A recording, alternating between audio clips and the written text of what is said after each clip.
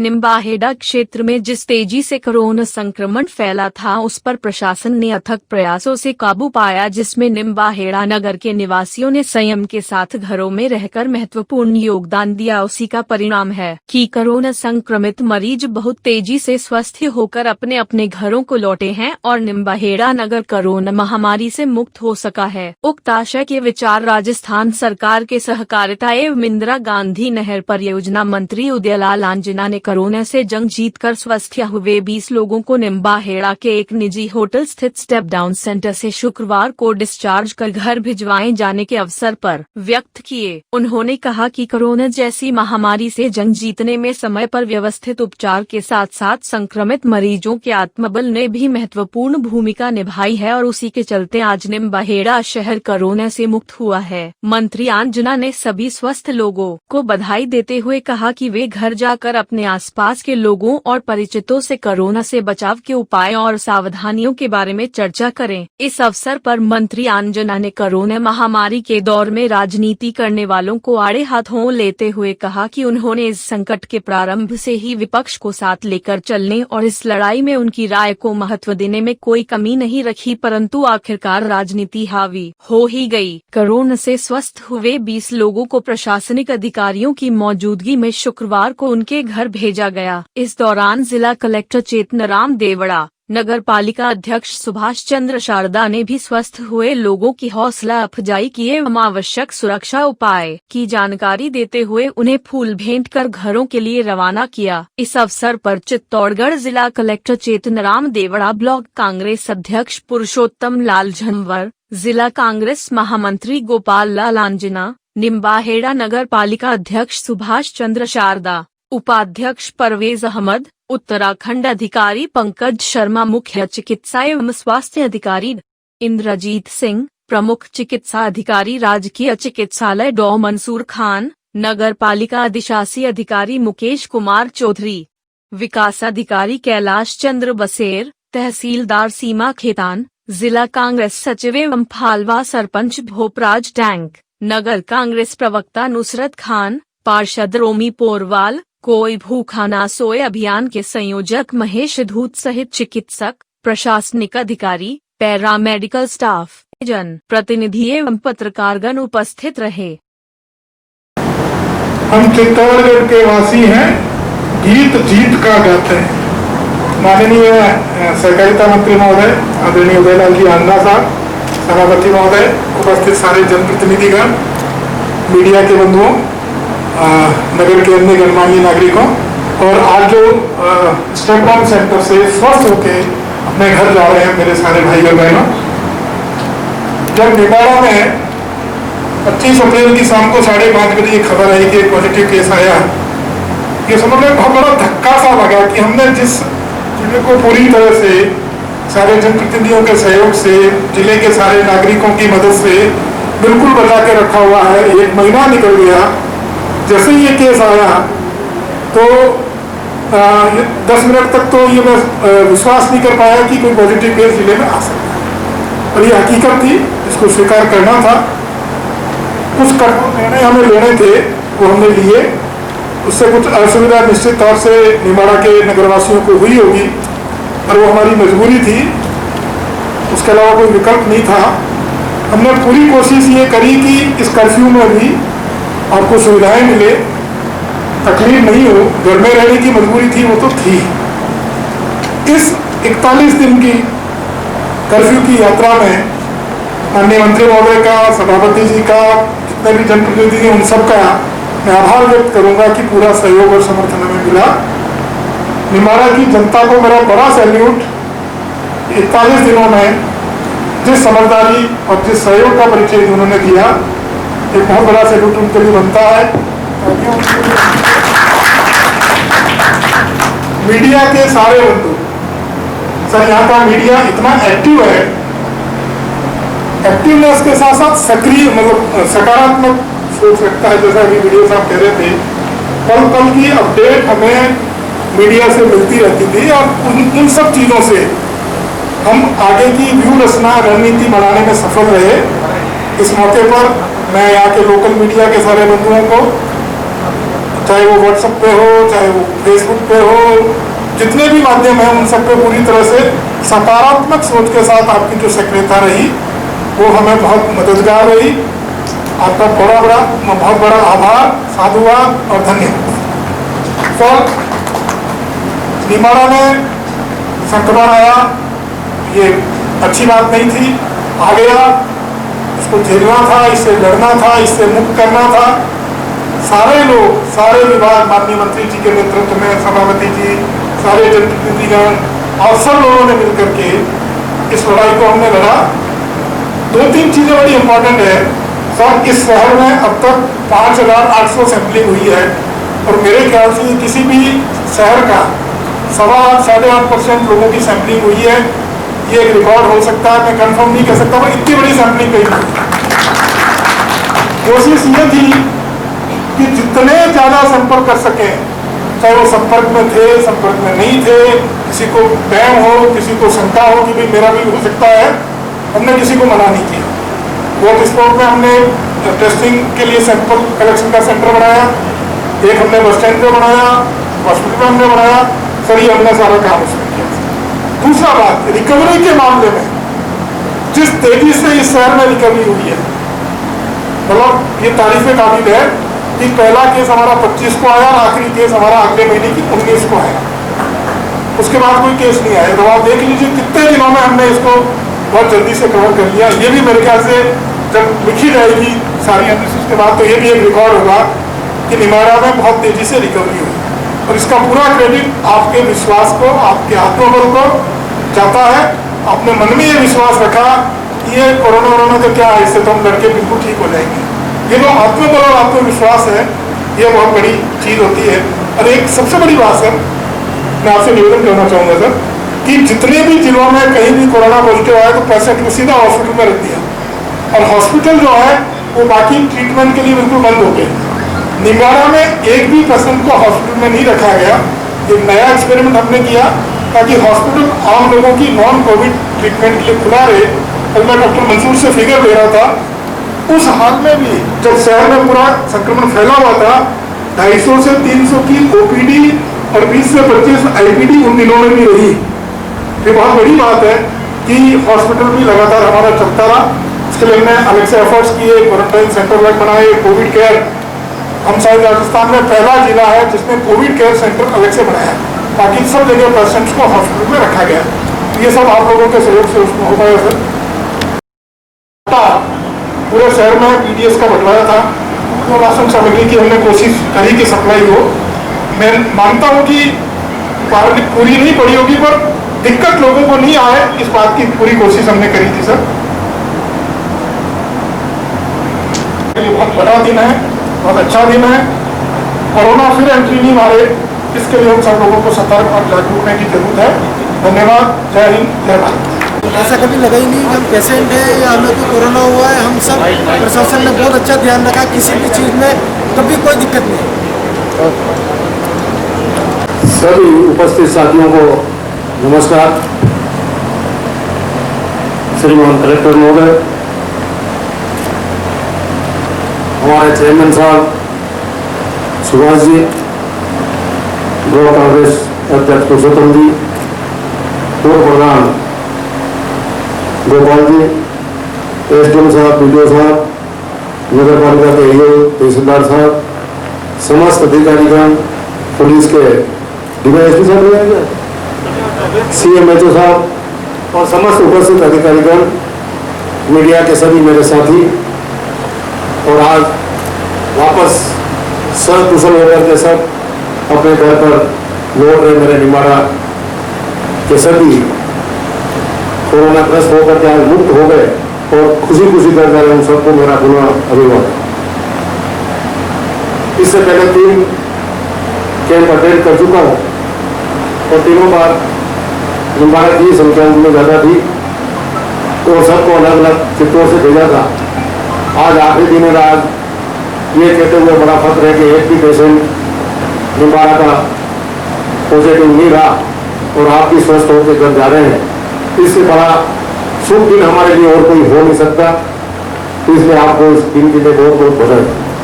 लेकिन इसका तात्पर्य अपने को ये नहीं निकालना चाहिए कि कोरोना बिल्कुल भाग गया है, अब वापस नहीं आ सकता, हम लापरवाही करना शुरू कर दें, ये कतई नहीं होना चाहिए। जितनी सावधानी आपने अपने इलाज के दौरान, क्वारंटाइन के दौरान सेकंड स्टेप पर रखी है, वैसे की वैसी स्थिति आगे भी अपन महीना भर तक बनाए रखेंगे। और केवल आप लोग ही नहीं, निपाड़ा का आदमी, क्षेत्र का हर आदमी और जिले का हर आदमी इसी प्रकार से रखेगा, जब हम बीमारी को रोक पाएंगे। नहीं तो ये बीमारी कभी भी मुड़कर वापस आ सकती है, ऐसा भी विशेषज्ञों को कहना। इसलिए सावधानी तो हमें रखनी है, लेकिन जब से लॉकडाउन खुला है, जब तक लोगों के मन में इस प्रकार का वातावरण बनने लग गया है कि शायद कोरोना से हमारा देश पूरी मुक्ति पा चुका है, हम फ्री हो गए, इस प्रकार का प्रफुल्लित चेहरा लोगों का देखने को मुझे मिल रहा है 2 दिन से। मेरे उन सभी साथियों से निवेदन है कि हमें सभी जो नियम कोरोना से दूर रहने के डॉक्टरों ने, विशेषज्ञों ने बता रखे हैं, उनके अनुसार ही अपनी जीवन शैली को ढालना है, जब भी जाकर के हम कोरोना पर विजय प्राप्त कर सकेंगे। आज जो हमें विजय मिली है, इसके लिए तो सबसे पहले तो जो पॉजिटिव हो गए, इलाज के लिए गए, तो उनको बधाई देना चाहता हूँ कि उनका मनोबल इतना मजबूत था। प्रशासनिक अधिकारी अपना काम करते हैं, सरकारें अपना काम करती है, पत्रकार अपना काम करते हैं, डॉक्टर अपना काम करते हैं, लेकिन जब तक पेशेंट की मनोदशा ठीक नहीं होगी, उसका आत्मविश्वास मजबूत नहीं होगा, जब तक बीमारी से कोई लड़ नहीं सकता। इसलिए बहुत से आदमी कैंसर से भी ठीक हो जाते हैं, उनकी मनोदशा ठीक होती है। तो इसी प्रकार से आपने अपनी मनोदशा मजबूत रखी और मजबूती के कारण ही आज सब कुशल होकर जा रहे हैं। आज इतना मासूम बच्चा मेरे सामने बैठा है, जिसके बंदी बंदी शायद ये भी पेशेंट है, और ऐसे आदमी ठीक हो जाए, इससे बढ़िया दिन हमारे लिए और कुछ हो नहीं सकता। इसलिए आपके जज्बे को सलाम करता हूँ, और ऐसी मानसिकता से हर आदमी अगर जुड़ता रहेगा तो हम सफलता प्राप्त करते रहेंगे। जिला कलेक्टर महोदय ने अभी सभी जानकारियाँ दी, इनकी जानकारियाँ समय समय पर पूरे निपाड़ा वासियों को, पूरे जिला वासियों को, और आजकल तो मोबाइल और व्हाट्सएप क्या क्या चलते हैं, पूरे विश्व के दूसरे कोने में बैठे, दुबई में शादी बैठे, वो नहीं पता लगा देते उदयलाल जी क्या कर रहे हैं और श्रीचंद जी क्या कर रहे हैं। तो मैंने तो प्रयास किया था कि इस कोरोना टाइम में उदयलाल जी और श्रीचंद जी एक होकर लड़े। मैं कितना सफल हुआ ये तो निपाड़ा की जनता को तय करना है, लेकिन मेरे को सबको साथ लेकर चलने की मेरी आदत को मेरी कमजोरी नहीं समझना चाहिए लोगों को। मैं आपसे ये निवेदन करना चाहता हूँ, जिस प्रकार से व्हाट्सएप पर मैंने सुना और मुझे सुझाव दिए गए, वैसे सुझाव की मुझे कोई आवश्यकता नहीं है। यहाँ काफी साथी बैठे हुए हैं। आज मुझे अभी कलेक्टर साहब ने जो बात कही कि आप लोग सभी चिकित्सा कर्मी कोरोना से तो भीड़ रखे थे, भीड़ रहे थे, लेकिन उसके बाद भी ओपीडी आपने बराबर जारी रखी है। डॉक्टर मंसूर ने इस अस्पताल की टीम को भी मैं धन्यवाद देना चाहता हूँ। और इससे पहले आज कोरोना समाप्त हो गया है, राजनीति के हिसाब से इतना नहीं रहेगा। सही बात विपक्ष की आई तो उसको मानूंगा, नहीं आने मानने से तो सिरे से खारिज कर दूंगा। मेरी नियति ये रहेगी, अब मैं इतना दब के काम करने वाला भी नहीं हूँ। लेकिन जिस प्रकार के आरोप प्रत्यारोप लगाए गए, कलेक्टर साहब तो मानते नहीं, मंत्री की सरकार में चलती नहीं है, इसलिए हमने एक बार सब डाला और कलेक्टर साहब ने मान लिया। अरे यार, नेपाल की जनता अब इतनी बेवकूफ नहीं रही है, व्हाट्सएप का जमाना जरूर आ गया है, लेकिन सब समझ रहे हैं काम कैसे होता है। अरे तुम लोग तो मुख्यमंत्री के सामने बैठ नहीं सकते थे, हम तो कम से कम मुख्यमंत्री के सामने बैठ करके हंसी मजाक भी कर लेते हैं। इतना स्वायत्ता हमारे मुख्यमंत्री ने हमारे को दे रखी है, जबकि जो लोग बैठ नहीं सकते थे वो आज मेरे पे कमेंट्स कर रहे हैं। तो मुझे उस बात से कोई लेना देना नहीं, कमेंट्स कितने करें तो चलता रहेगा, लेकिन अस्पताल को इस कोरोना में बराबर रखी। ये किसी संस्था का ऑफिस नहीं है, हॉस्पिटल कि वहाँ कोई संस्था बैठी हुई है और वो सेवा कर रही है। अब डॉक्टर बैठे हुए हैं, सुव्यवस्थित व्यवस्था चलेगी। और अस्पताल चिकित्सा के क्षेत्र में माननीय मुख्यमंत्री जी ने आदेश कर दिया है कि विधायक पद के जितने भी पैसे हैं 2 साल के, वो भी अपने अपने क्षेत्र में लगा सकेंगे। तो मैं निपाड़ा के अस्पतालों को और छोटी सारी अस्पतालों को इतना बढ़िया कर दूंगा कि आगे 5 साल तक लोग याद करेंगे कि हाँ अस्पताल इसको करें, ताकि इस प्रकार की बीमारियां वापस नहीं आए। मुख्यमंत्री महोदय ने हमारी बात को हर कदम पर सम्मान दिया, इसमें कोई दो राय नहीं है। मैंने सबसे पहले जब इतने ज्यादा केस आने लग गए थे, उदयपुर से रिपोर्टें नहीं आ रही थी 2-2 दिन 3 दिन तक, तो उसी दिन तो जब उनसे बात की तो उन्होंने भिलवाड़े की व्यवस्था साथ में कराई। उदयपुर और भिलवाड़ा दोनों जगह हमारी टेस्टिंग होती रही, जब जाके हम आज 5800 पर पहुंचे हैं। बाकी किसी भी शहर की इतनी अठाउट नहीं है। आज 58,000 की आबादी होगी और 5800 में तो 10% का टेस्टिंग कोई कम मायने नहीं रखता। लेकिन जब उदयपुर में हमें समस्या आई, मुख्यमंत्री जी से बात की, सेक्रेटरी से बात की, उन्होंने भीलवाड़ा की हमें दे दी सूचना। उसी समय कलेक्टर साहब ने मुझे सुझाया, मेरे मन में विचार आया, मेरे को अगर टेस्टिंग लैब अगर छोटसाड़ी में या चित्तौड़ में हो जाए तो निसंदेह इसका लाभ मिलेगा। बीमारी आज चाहे समाप्त हो गई है, लेकिन जैसे विशेषज्ञ बता रहे हैं कभी भी इसका धमाका वापस हो सकता है। तो अगर हम इंफ्रास्ट्रक्चर मजबूत रखेंगे तो आगे भी बीमारी का इसी प्रकार से सामना कर सकेंगे। इसलिए टेस्टिंग लैब भी वहाँ चालू हो जाएगी और उसमें मेरे विधायक पद का जितना फंड कलेक्टर साहब जाएंगे उतना भी उसमें दूंगा ताकि वो व्यवस्था भी सही चले और निर्माण और छोटी साड़ी के अस्पताल में वहाँ पर काम करते रहे। आज जब कल भी व्हाट्सएप आया कि साहब कर्फ्यू खोलने की बात पे उदयलाल जी ने तो कहा कि 2-3 दिन में शायद खोल देंगे या नहीं खोलेंगे, लेकिन हमने एक व्हाट्सएप किया और खुल गया कर्फ्यू। अरे मैं तो उन लोगों से ये कहना चाहता हूँ कि हम गाँव का रहने वाला आदमी हूँ, बैलगाड़ी चलती है और उसके नीचे कोई चलता है और वो समझा का पूरा वजन मैंने उठा रखा है, तो ऐसा वजन उठा के बोले दौड़ते फिर मुझे कोई आपत्ति नहीं है। आज मैं इस बात की देता हूँ, मैं बार बार कलेक्टर साहब से इसलिए कहता था कि मेरे जान के टुकड़े शरीर का आदमी रवि कोई भी आपके साथ था, आपका भाई था, लेकिन जिस आदमी से लगाव होता है, जो आदमी रात दिन साथ में रहता है वो ज्यादा याद आता है।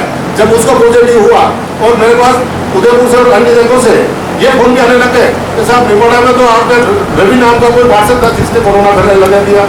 अरे भाई अभी हिंदुस्तान में वो मानव बम नहीं बने कि कोई अपनी जान में बीमारी लेकर के लोगों को मारने जाएगा। ऐसा अपना देश नहीं है, ये तो श्रीलंका में हो सकता है या तालिबान में कोई हो सकते हैं।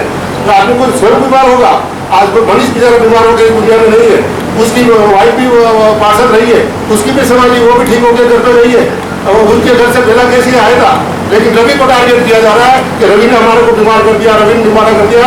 अरे ऐसी राजनीति छोड़िए, इन राजनीति से वोट नहीं बनने हैं। लोग आज सब कुछ समझते हैं। रवि को मैंने कहा था कि अब तेरे 14 दिन का क्वारंटाइन का काम भी पूरा हो गया है।